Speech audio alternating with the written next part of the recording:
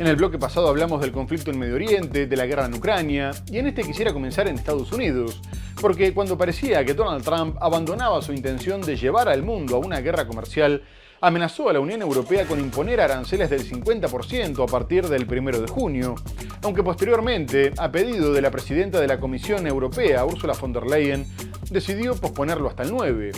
De cualquier forma, el mensaje publicado en su red social Truth Social provocó una fuerte caída en los mercados y reanudó el miedo a un importante incremento de precios.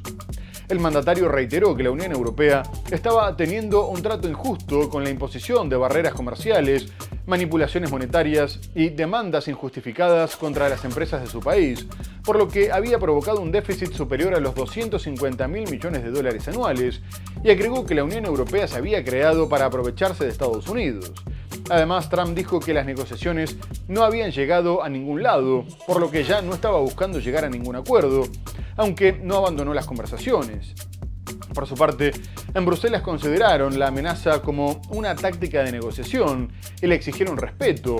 Y poco más tarde, la vicepresidenta de la Comisión Europea, Teresa Rivera, respondió que si bien el presidente norteamericano pretendía amedrentarlos, no iban a arrugar y no dejarían que se impusieran condiciones contrarias a sus intereses. Pero las amenazas también se destinaron contra empresas estadounidenses como Apple, a la que le advirtió que podría aplicarle un arancel del 25% si no fabricaba sus teléfonos en Estados Unidos, poco después de que su CEO, Tim Cook, anunciara que la mayoría de estos dispositivos se fabricarían en la India. Crece el temor por una posible guerra comercial con Europa que tendría un duro impacto en la economía estadounidense. Y es que como bloque la Unión Europea es en realidad el principal socio comercial de Estados Unidos, incluso por encima de México, Canadá y China. Pero el presidente Trump adelantó 50% de aranceles a productos europeos a partir del 1 de junio, expresando frustración por las negociaciones comerciales y asegurando incluso que ya no busca llegar a un acuerdo. Bruselas, por su parte, ha dado un golpe en la mesa exigiendo públicamente que la relación comercial con Estados Unidos se base en el respeto y no en las amenazas. Funcionarios europeos ven el anuncio de Trump como una táctica y aseguran que las conversaciones seguirán. Estados Unidos compra de Europa mayormente medicamentos y vehículos que tenderían a subir de precio, lo mismo que productos como vinos y perfumes. Que Europa no se va a arrugar, Europa no va a consentir que se impongan condiciones absolutamente contrarias a los intereses de las empresas y de la sociedad europea. Si el conflicto es escalado desde el otro lado del Atlántico y se acaban imponiendo medidas unilaterales, evidentemente debemos estar preparados para reaccionar. El presidente Trump sacudió a los mercados este viernes con la amenaza de nuevos aranceles. De inicio a una compañía estadounidense, Apple. Espero que sus iPhones vendidos en Estados Unidos sean fabricados aquí, no en India u otro lugar. Si no es el caso, deben pagar un arancel de al menos 25%, publicó en su red social. Suficiente para que Wall Street pasara de la felicidad a las pérdidas. La acción de Apple cayó 3%, una pérdida de valor de 100.000 millones para el gigante tecnológico. Al mismo tiempo, Donald Trump continuó con su ofensiva contra la Universidad de Harvard, que se negó a aceptar las reformas que le quiere imponer el gobierno, que pretende supervisar las contrataciones y las admisiones y acusa a la institución de antisemita por permitir manifestaciones de apoyo a Palestina. El mandatario amenazó con quitarle 3.000 millones de dólares de financiamiento mientras reclama una lista de todos sus estudiantes extranjeros, afirmando que buscaba determinar cuántos locos radicalizados, todos problemáticos, no deberían ser autorizados a volver al país. El gobierno ya había ordenado la revocación de las matrículas de todos los estudiantes extranjeros, aunque la medida había sido suspendida por la justicia.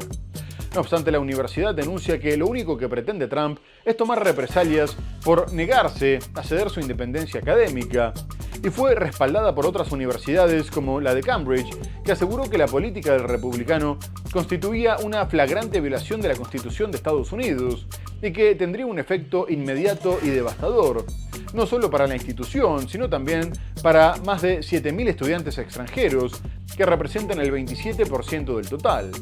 Por lo pronto, ya congeló 2.200 millones de dólares destinados a la universidad y deportó a una investigadora de la Facultad de Medicina. Asimismo, la Casa Blanca volvió a acusar a Harvard de proteger a agitadores antiamericanos, antisemitas y proterroristas, y el secretario de Estado Marco Rubio comunicó la suspensión de la tramitación de todas las visas de estudiantes hasta que se estableciera un proceso de revisión de sus redes sociales. Otras universidades, como la de Columbia, ya cedieron a las exigencias del gobierno. Cientos de estudiantes de Harvard se manifestaron el martes en respuesta a la ofensiva más reciente de la Casa Blanca, que busca rescindir todos los contratos con la prestigiosa universidad estadounidense por no permitir una supervisión gubernamental sin precedentes. En el marco de esta cruzada contra el mundo universitario, el secretario de Estado Marco Rubio anunció también el martes que suspendían la tramitación de todas las visas para estudiantes extranjeros mientras establecen las directrices para revisar sus redes sociales. La campaña de Donald Trump se ensaña con Harvard, que ha despertado la ira del presidente republicano por rehusarse a entregar el control de sus currículos, de las admisiones y de la investigación. En las últimas semanas, este centro educativo de élite, el más antiguo del país, ha visto congelados miles de millones de dólares en subvenciones. Los estudiantes, varios de los cuales se gradúan esta semana, se reunieron para oponerse a la creciente ofensiva de Trump, incluidas las medidas del martes por un valor estimado de $100 millones, que todos mis amigos internacionales, compañeros, profesores e investigadores están en riesgo y siendo amenazados con la deportación. O supongo sus opciones son transferirse o enfrentarse a la deportación. Creo que todos estamos consternados por esto y nos sentimos realmente afectados. El estatus de los alumnos internacionales quedó sin piso cuando Trump revocó la acreditación de Harvard para recibir estudiantes y visitantes de intercambio. La universidad demandó para bloquear la revocatoria de su derecho a contratar y patrocinar estudiantes extranjeros, que representan el 27% del total de inscritos, así como para anular el retiro de fondos federales de financiación. Harvard ha presentado acciones judiciales contra las medidas del presidente estadounidense, las cuales, aseguran expertos legales, pueden ser anuladas en justicia. Por otra parte, en medio de las denuncias por violaciones sistemáticas a los derechos humanos en las cárceles de El Salvador, un legislador norteamericano viajó al país centroamericano para visitar en la cárcel a Kilmar Ábrego García, que fue deportado desde Estados Unidos por error, ya que un juez había advertido que su vida correría peligro si lo regresaban a El Salvador. La Corte Suprema le ordenó al gobierno que facilitara su retorno, pero desde la Casa Blanca respondieron que facilitar no era llevarlo a cabo. Desde que fue ingresado en el penal, acusado sin pruebas de pandillero, no tuvo acceso a abogados ni se sabe nada de él, ni siquiera si está vivo, por lo que el congresista Glenn Ivey le comunicó a la embajadora salvadoreña, Milena Mallorca, que iría a visitarlo, pero cuando llegó no le permitieron entrar a la prisión y reunirse con él. Antes de Ivey, otros 5 legisladores demócratas habían viajado a El Salvador en busca de conseguir su retorno a Estados Unidos, pero tampoco pudieron verlo o discutir sus derechos legales. El gobierno de Donald Trump ya deportó a 288 migrantes a la cárcel de El Salvador, pero la justicia suspendió la posibilidad de utilizar la ley de enemigos extranjeros con este fin, dado que considera que no se está respetando el derecho al debido proceso de los migrantes, que deberían poder apelar las órdenes de expulsión, mientras que organizaciones de derechos civiles denuncian que las deportaciones a El Salvador eran sentencias de por vida sin juicio previo.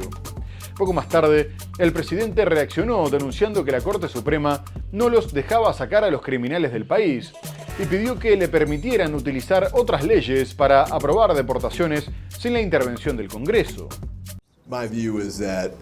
El legislador estadounidense Glenn Ivey dijo el lunes que las autoridades de El Salvador le impidieron visitar en prisión al migrante salvadoreño Kilmar Ábrego García, deportado por error por el gobierno de Donald Trump.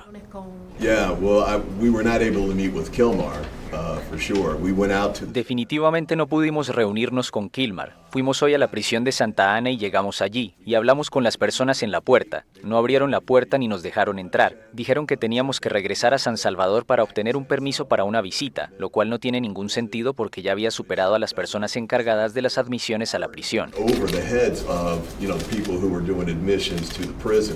Ivey es el 6º legislador demócrata estadounidense que visita El Salvador con el fin de conseguir el retorno a Estados Unidos de Ábrego, de 29 años, recluido en una granja penal en Santa Ana, a 70 kilómetros de la capital salvadoreña, tras ser deportado en marzo.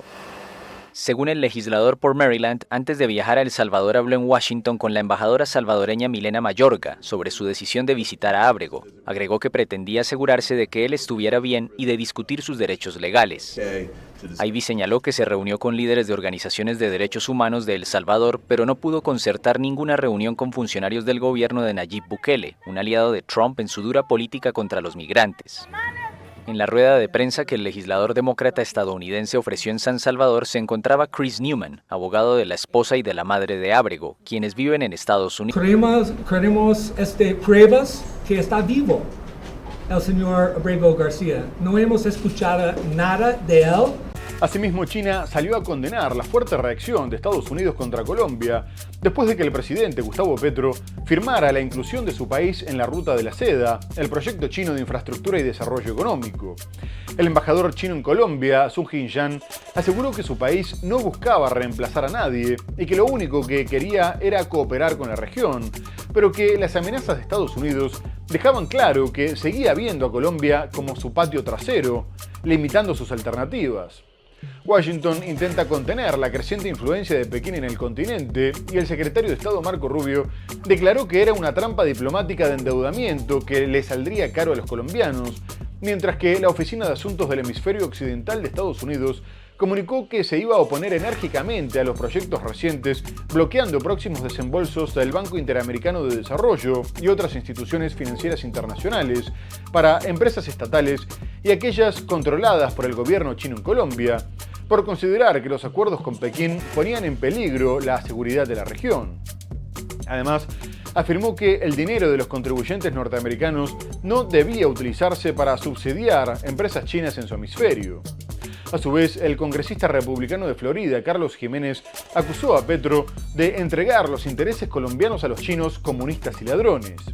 Por su parte, la Asociación Nacional de Empresarios de Colombia expresó su preocupación por la posibilidad de que Estados Unidos responda imponiendo aranceles, ya que sigue siendo el principal destino de los productos colombianos, mientras que Pekín sostiene que la participación en la Ruta de la Seda permitirá diversificar los mercados. China no busca ser el reemplazo de Estados Unidos como principal socio comercial de Colombia. Eso dijo el martes a la AFP el embajador chino en Bogotá, Su Jinyang, luego de que el presidente colombiano Gustavo Petro firmara el 14 de mayo la adhesión de su país a la iniciativa de la Franja y la Ruta, un multimillonario programa comercial y de inversiones de Pekín en el extranjero. La decisión irritó a Estados Unidos, el mayor receptor de las exportaciones de Colombia. La reacción de Estados Unidos es lanzar amenazas, limitando a Colombia a buscar nuevas alternativas. Washington y Bogotá han sido aliados tradicionales, pero se han distanciado en medio de frecuentes desacuerdos entre Petro y el presidente estadounidense Donald Trump. Empresarios colombianos han manifestado su preocupación por la cercanía del mandatario con China a espaldas de Estados Unidos, que compra al país principalmente petróleo, flores, café y oro. Para el embajador chino en Colombia, las advertencias estadounidenses son trucos de intimidación y chantajes, en medio de una guerra comercial por las amenazas de Trump de imponer aranceles a diversas naciones. Su socio tradicional, que es Estados Unidos, sigue considerando a Colombia como su patio trasero, como su patio privado. Yo creo que esto va en contra de los propios intereses de Estados Unidos, porque va a dar una imagen 100% negativa para Estados Unidos. ¿Qué va a ganar Estados Unidos castigando a Colombia? China gana terreno frente a Estados Unidos como origen principal de las importaciones de Colombia.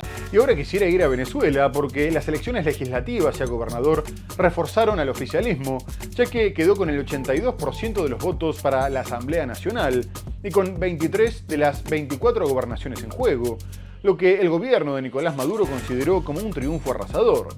No obstante, la oposición sostuvo que la abstención de casi el 58% del electorado había sido una derrota para el gobierno, ya que la líder del espacio, María Corina Machado, había pedido no ir a votar, y más tarde aseguró que el proceso había sido una muestra de que estaban doblegando el chavismo.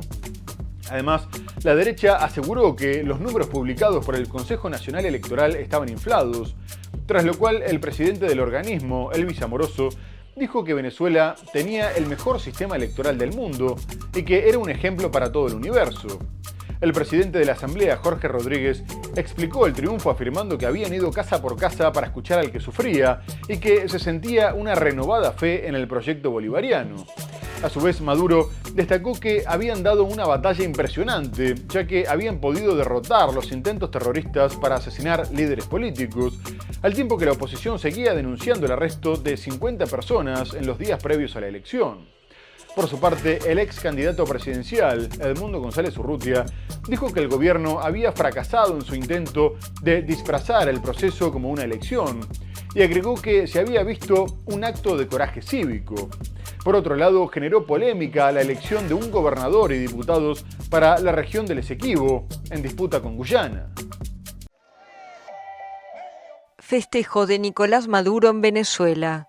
El presidente consolidó su poder el domingo con la victoria de su partido en las elecciones legislativas y de gobernaciones, en las que la mayoría de la oposición decidió no participar y llamó a no votar. 10 meses después de la cuestionada reelección de Maduro y de los disturbios que le siguieron, el chavismo ganó 23 gobernaciones y obtuvo más del 80% de los votos en las listas nacionales del Parlamento. A todos los venezolanos y a todas las venezolanas, esta victoria es la victoria de la paz y la estabilidad de toda Venezuela. La elección estuvo marcada por una baja afluencia en los centros electorales. El Consejo Nacional Electoral, acusado de servir a Maduro, estimó la participación en 42,6% de los 21 millones de electores llamados a votar. Tras denunciar fraude en las presidenciales del año pasado, la líder opositora María Corina Machado había llamado a sus partidarios a no votar. Las elecciones se realizaron apenas días después de la detención del dirigente Juan Pablo Guanipa, próximo a Machado, y de otros 69 opositores acusados de integrar una presunta red terrorista para sabotear los comicios. El gobierno desplegó a más de 400.000 efectivos para la seguridad de la votación, restringió los pasos fronterizos y suspendió la conexión aérea con Colombia. El chavismo ya tenía mayoría absoluta en la Asamblea Nacional precisamente después de que la oposición boicoteara las pasadas legislativas en 2020. Y en otro orden, en medio de las amenazas y la presión de Donald Trump para anexar Canadá, el rey del Reino Unido, Carlos III, viajó 2 días a Ottawa para brindar un fuerte apoyo al país, algo que hizo con el discurso con el que abrió las sesiones del Parlamento. Un monarca británico no participaba del acto desde 1977, a pesar de ser también el jefe de Estado del país, por lo que fue considerado histórico, y aprovechó para advertir que enfrentaban desafíos sin precedentes con un mundo que en los últimos 80 años nunca había sido más inestable e inseguro, y para resaltar la identidad única de Canadá, su condición independiente y soberana, su fortaleza y su libertad, en lo que parecía ser una respuesta al mandatario estadounidense, incluso cuando dijo que Canadá y el Reino Unido eran respetuosos del imperio de la ley. Además, destacó el renovado sentido del orgullo nacional y esperanza, y en medio de las tensiones comerciales con Estados Unidos, agregó que se podía estar ante una oportunidad histórica para pensar en grande y llevar a cabo la mayor transformación de su economía desde la Segunda Guerra Mundial. Por último, afirmó que los canadienses podían darse a sí mismos mucho más de lo que cualquier potencia extranjera podía quitarles. El recientemente elegido primer ministro Mark Carney necesitaba dar muestras de apoyo internacional al considerar que su vecino del sur estaba intentando ahogarlo económicamente para hacerlo inviable como país independiente. El monarca, que ha tenido que cancelar varios actos oficiales por su tratamiento contra el cáncer, fue recibido con honores militares y por representantes indígenas, mientras Carney recordaba que también era el rey de Canadá. El rey Carlos III pronunció el discurso del trono en Ottawa. El monarca abrió las sesiones del Parlamento de Canadá, un hito histórico ya que hubo solo 2 precedentes, en 1957 y 1977, con la reina Isabel II. En su alocución hizo referencia al complejo contexto geopolítico de la actualidad y destacó los valores y desafíos que le esperan a Canadá mientras está amenazado por Donald Trump. Canadá enfrenta otro momento crítico. La democracia, el pluralismo, el Estado de Derecho y la autodeterminación, así como la libertad, son valores que los canadienses mantienen cercanos a su corazón y que su gobierno está determinado a proteger. Sin embargo, el rey advirtió que este contexto invita a Ottawa a dar un paso al frente y a hacer grandes cambios. Una oportunidad para que Canadá se embarque en la mayor transformación de su economía desde la Segunda Guerra Mundial. El rey respondió a la invitación del primer ministro canadiense, Mark Carney, quien consideró que la presencia de Carlos III fue una demostración de fortaleza de las instituciones nacionales. En realidad se trata de instituciones canadienses. El rey es el rey de Canadá, así que todas las instituciones, desde los pueblos indígenas hasta los descendientes del Parlamento, la Corte Suprema y las Fuerzas Armadas, estaban representadas. Un discurso histórico en forma de mensaje a Donald Trump, que desde que regresó a la Casa Blanca en enero reiteró que quería convertir a Canadá en el Estado 51 de Estados Unidos. El presidente francés Emmanuel Macron viajó a Vietnam para reunirse con su par Luong Quong como parte de su gira por el sudeste asiático, con el objetivo de afianzar la presencia en el Indo-Pacífico, destacando que en la región se jugaba el futuro de todos, y firmar acuerdos comerciales de energía y de defensa. Incluso se comunicó que había logrado un acuerdo para la venta de 20 aviones Airbus, equivalente a 7.000 millones de euros, y otros 30 que contemplaban la cooperación en satélites, vacunas y trenes, en un intento de diversificar sus relaciones comerciales en medio de las amenazas de aranceles por parte de Estados Unidos. Macron viajó posteriormente a Indonesia y Singapur, mientras en París había una importante manifestación de agricultores que denunciaban la falta de apoyo y leyes abusivas y pretendían presionar para que se aprobara una ley que rebajaría las exigencias medioambientales para la producción de alimentos. Pero en Francia no se habló de otra cosa que del cachetazo que le dio la primera dama Brigitte Macron al mandatario poco antes de que se bajaran del avión en Hanoi y que quedó registrado dado que la puerta ya estaba abierta. El presidente salió poco después a asegurar que no había problemas con su matrimonio y que fue un momento de relajación y una broma entre ambos, obviando que le extendió el brazo para bajar las escaleras y ella no lo tomó. A su vez, el Elíseo recordó que hace unos días también había tenido que desmentir que haya escondido una bolsa de cocaína cuando llegaron los medios y afirmó que se trataba de una persecución, mientras tiene un 73% de opiniones negativas. Es la primera vez que el presidente francés Emmanuel Macron visita Vietnam en el inicio de una gira por el sudeste asiático que incluirá Singapur e Indonesia. Pero el viaje está envuelto en una polémica por un video de la primera dama abofeteando a su esposo al salir del avión presidencial. Macron dijo que estaba bromeando con Brigitte y llamó a la calma. Nada de eso es cierto, solo bromeaba con mi esposa, lo hacemos seguido. El convulso arribo de Macron a la antigua Indochina francesa busca un orden basado en la ley en un momento de gran desequilibrio y de retorno a la retórica de poder y la intimidación, según el Elíseo. Francia ha reiterado constantemente este compromiso, el de la libertad de soberanía, que es fundamental en nuestra estrategia indopacífica. También es fundamental en el papel central que reconocemos en la ASEAN. Un mensaje directo a Beijing y sus disputas geopolíticas con países del sudeste asiático por el control del mar de China Meridional. El presidente francés apeló a la defensa del derecho marítimo internacional, en particular la Convención de las Naciones Unidas sobre el Derecho del Mar. Macron también pidió una cooperación más estrecha entre Vietnam y Francia. Los dos países firmaron contratos por valor de 9.000 millones de euros que incluyen los sectores de la aviación, energía nuclear y vacunación. El acercamiento de Francia y Vietnam se produce en medio de tensiones comerciales con Estados Unidos.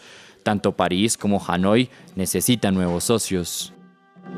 Muy bien amigos, se nos ha terminado el programa. Hemos hablado del conflicto en Medio Oriente, con la intensificación de la ofensiva israelí sobre la Franja de Gaza, la presión internacional para un alto al fuego, el nuevo sistema para la distribución de ayuda humanitaria.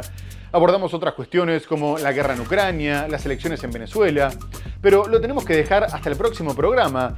Muchas gracias por habernos acompañado y hasta entonces.